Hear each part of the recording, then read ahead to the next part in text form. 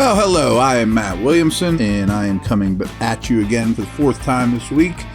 I'm sure tomorrow we'll talk about some of the games upcoming, but this one's going to be very Steelers-centric, as you guys prefer, I would imagine. First of all, speaking of around the league, my article went up Wednesday morning for the week. Every Wednesday I have an article on the site. Go check it out. And got a lot of good feedback from you guys. Much appreciated. A lot of great comments as usual. Always overwhelming. Thank you. But what I did was I went around and took some things the Steelers could take away from these top teams that are remaining. You know, some stuff they could steal, some team building things, some different theories there. So I thought that was good, and a lot of people liked it. But the ESPN.com and Pro Football Focus both recently in the last week or two did some rookie class reviews that I wanted to go over. I'm going to start with what ESPN did. They ranked all the rookie classes 1 to 32. Seattle was at the very top, as you would imagine, and the Jets. Those were the two that were way above everybody else. It certainly helps to have multiple first-round picks and early picks, and well, next year the Steelers are going to have, 3 picks in the top, 45 or whatever, including the first pick in the second round. So they should rank really high. That's a side note. I'm not going to talk about that too much, but I love how these people rank drafts the day after, which I know all the fans want, but all the teams with the high picks get the best grades. You really need to do it well after the fact and see what value you got for your picks. But anyway, they ranked the rookie classes. They ranked the Steelers 10th, ESPN, which I don't have the whole list in front of me, but I did go over it. There were easily 3 or 4 above the Steelers that I thought were questionable, that I would take Pittsburgh's rookie class over. First of all, because they're the only team that we know, or at least is set up to have gotten their starting quarterback in this rookie class. Maybe Brock Purdy's that guy. Maybe Ritter, Willis, those dudes are too. But we know at least starting next year, if not much further, the Steelers have their starting quarterback from this draft, which I think carries more weight if it was only that than the 10th best rookie class in this class. But here's what ESPN said about it. They ranked the Steelers 10. Steelers fans will spend the next few years celebrating Pickett to Pickens connection, of course.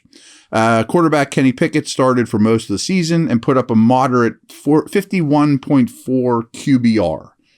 Wide receiver George Pickens was more impressive, leading all wide receivers in Football Outsiders DVOA and DYAR metrics, and finishing in the top 12 of ESPN's new advanced receiver tracking metrics, which I didn't know until this. I forgot to tell you that a lot of times some of these sites will do kind of like a collaboration. This was very Football Outsiders based that they put together, and ESPN posted it for them. So the young offensive talent went further with undrafted running back Jaylen Warren, which I'm glad they noted because a lot of the national people will just look at your draft picks. But Jaylen Warren was a find. Gained 4.9 yards per carry on 77 carries, as well as tight end Connor Hayward, who caught 12 passes for 151 yards and a touchdown. The only rookie to have a regular role on defense was interior defensive lineman DeMarvin Leal, who played 11 games and started 2. So I can't complain with much of that analysis. I'm glad that they brought up Warren. I didn't realize Pickens did so well in some of these metrics, which honestly surprises me a little bit and a little more encouraging than I thought. Not that I'm down on Pickens, but compared to the Olaves and Wilsons and the separators, I didn't think he would be, quite as strong. And in case, just to recap it, they took Pickett at 20th overall, Pickens at 52 overall, which if you can get a player like Pickens at that neighborhood again and with your second round pick, which often happens in this league. Leal was the 84th pick. Austin was 138. Connor Hayward, there's a big gap there. Connor Hayward was 208. Mark Robinson was 225. And Owulikon, the quarterback who's gone, was 245 or 241 overall. Now, the Pro Football Focus folks didn't rank class versus class. And one thing I'm trying to find out is that's where I get all my snap count stuff from. And last year, only the Jets and Lions played more rookie snaps than the Steelers. So with that, I'm trying to figure out the easiest way to do that because they list all the teams, how many snaps they all played. And frankly, I'm just not going to add up 31 other teams just to get that answer to see where the Steelers rank because I don't want to spend an hour or two of my life. If one of you guys want to do it, great. But all they did was they wrote up the rookies, and I'll read that to you real quick. Nearly all of Pittsburgh's rookie contributions came on offense, with George Pickens, Kenny Pickett both playing over 800 snaps this year, and Jaylen Warren and Connor Hayward contributing for 517 snaps combined. Pickett, the 20th overall pick and first quarterback taken in the draft, had a shaky start to the season, but things looked as though they were really starting to click down the stretch. I agree with that.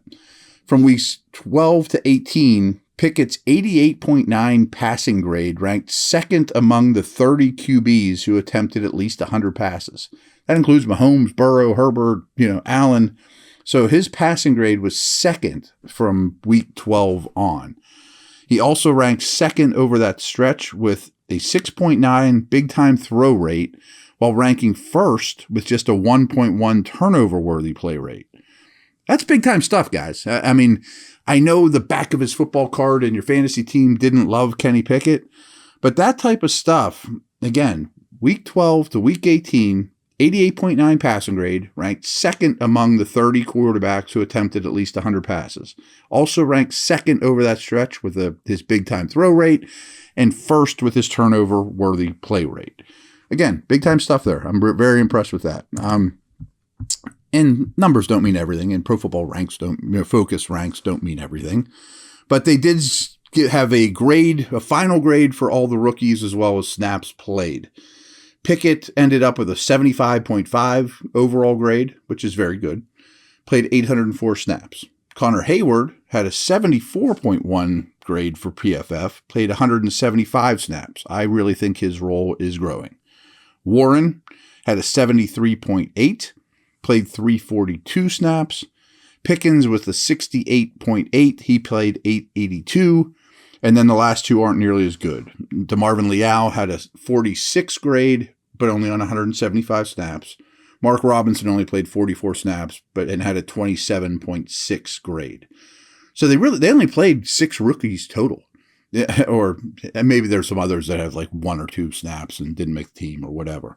But in order of PFF grade, it went Pickett, Hayward, Warren, Pickens, Big Gap, Leal, Robinson.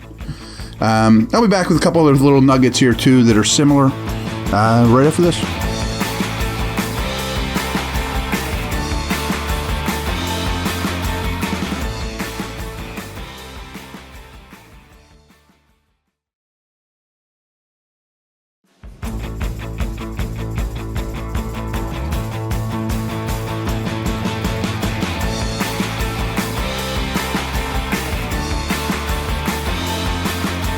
Speaking of Pro Football Focus, they put out every team's highest graded player.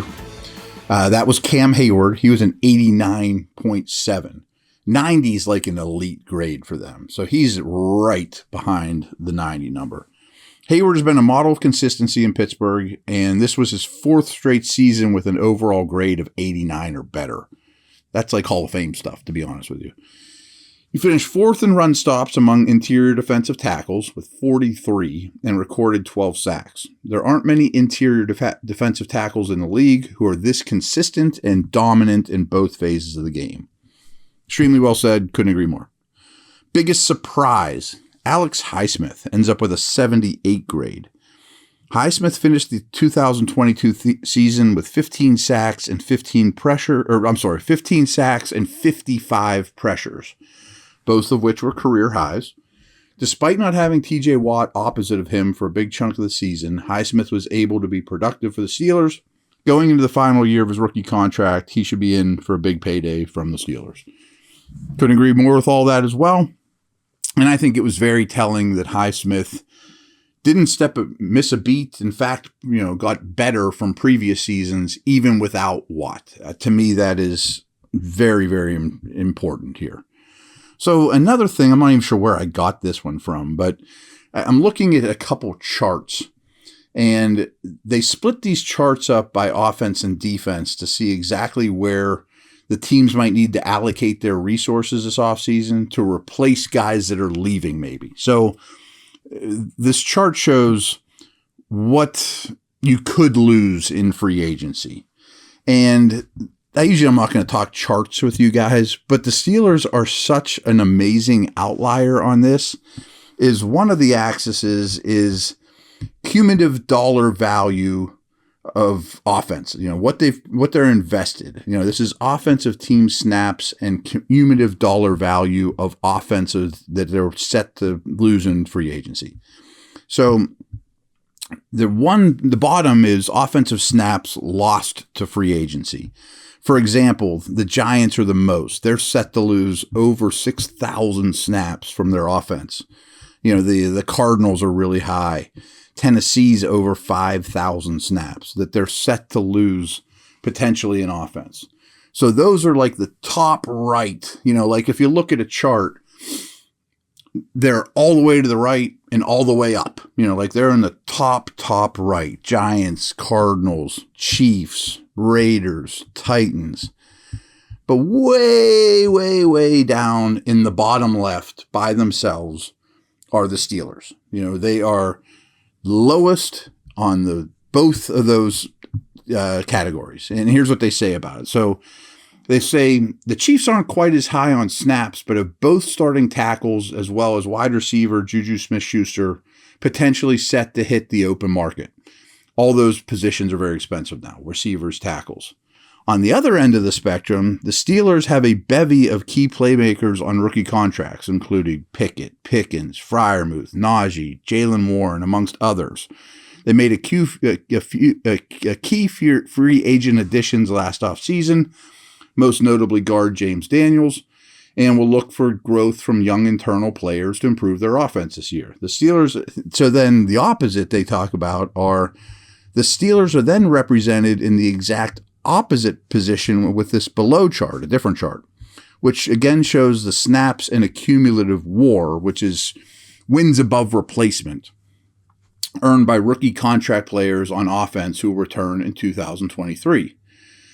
Because of the Steelers' very young and talented offense, they almost break the scale here.